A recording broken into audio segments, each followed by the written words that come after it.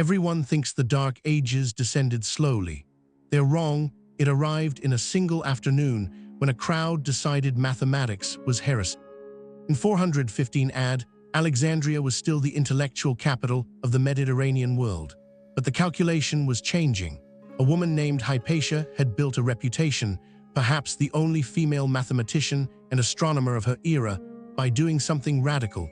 She taught that the universe operated on principles humans could understand. She didn't claim to have all the answers. She claimed something far more dangerous.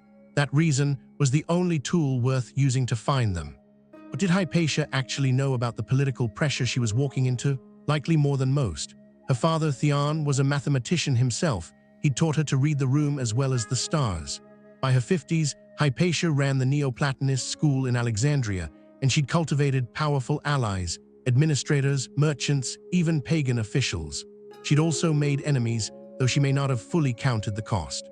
Here's the decision point she faced. Alexandria in the early 5th century was convulsing. The Christian bishop Cyril had consolidated enormous power, not just spiritual but political. He saw pagan philosophy as a competitor for the minds of the city. Hypatia represented something he needed to eliminate, proof that you could understand the world without scripture. She could have retreated. She could have kept quiet. Instead, she kept teaching. Why did she choose visibility over safety? Because backing down would have meant abandoning the principle that had defined her life, that truth matters more than comfort. Stoicism teaches this same lesson. Marcus Aurelius would face it 2 centuries later. You can't control whether the crowd agrees with you. You can only control whether you stay honest. Hypatia stayed honest. The cost of that decision became clear in March 415. A mob, organized, according to some accounts, by Cyril's followers, though the historical record is murky, pulled her from her chariot in the street. They dragged her to a church. They murdered her. The specifics are graphic enough that I'll spare them, but the message was unambiguous. Reason has no place here anymore. What did her death accomplish? In the short term, it eliminated a voice. Her school scattered. Her writings, likely extensive, vanished. But here's what the mob didn't understand. They'd made her a symbol. Centuries later, people would remember her not for her theorems, but for what she chose to die defending. But here's where the strategy gets interesting and where modern professionals should pay attention. Hypatia didn't plan to become a martyr. She was simply doing her work. She was betting that if she kept acting with integrity, the world would eventually recognize its value. That bet lost in her lifetime, but it won in history.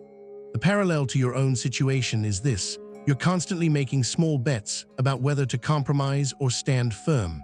Most of the time, standing firm costs you something, a promotion, a friendship, social comfort.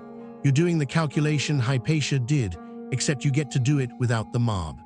The Stoics had a framework for this. Epictetus, himself born enslaved, taught that some things are in your control, your judgment, your effort, your integrity, and some aren't. Whether people accept your truth isn't your problem, whether you tell it is. Hypatia internalized this without having read Epictetus. She knew the difference between what she could control and what she couldn't. She couldn't control whether Cyril saw her as a threat. She couldn't control whether the mob came, but she could control whether she kept teaching mathematics. She could control whether she continued saying, "Look at the evidence. Think for yourself." Reason is not optional, it's foundational. She did all three. Now let's be clear, I'm not romanticizing martyrdom. Hypatia didn't want to die, she wanted to teach. But she understood something crucial that most people miss. Sometimes the cost of staying silent is higher than the cost of speaking. It costs you yourself. The practical application for you: identify where you're compromising not because you must, but because it's easier. Where are you softening your actual beliefs to fit the room? That's not strategy, that's erosion. Strategy means choosing your battles, but once you've chosen, you fight with full commitment. Hypatia chose her battle. The right to teach reason in a city that was deciding reason was dangerous. She lost that battle, but she won something more durable. She became a permanent reminder that some things matter enough to stake your life on, not recklessly, but honestly.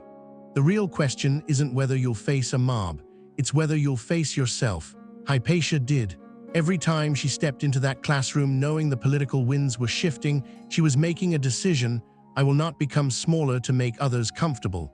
That's not philosophy, that's strategy.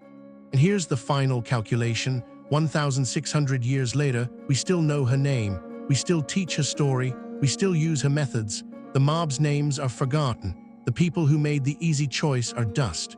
The person who chose integrity became immortal. That's not luck. That's the mathematics of meaning.